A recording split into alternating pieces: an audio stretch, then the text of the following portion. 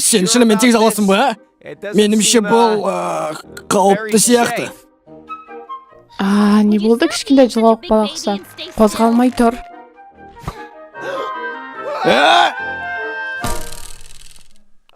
Тегіздің ба?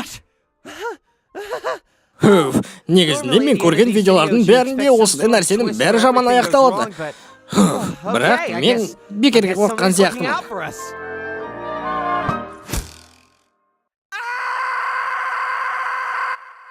Упс, менің кінәм. Дәл осы күні.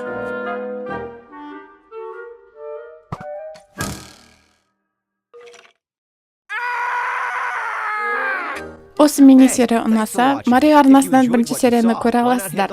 Сілтемесі төменде болады. Және осы видеоны көргендеріңізге рахмет. Лайк басыңыздар, коммент жазыңыздар. Осымен болды. Сау болыңдар.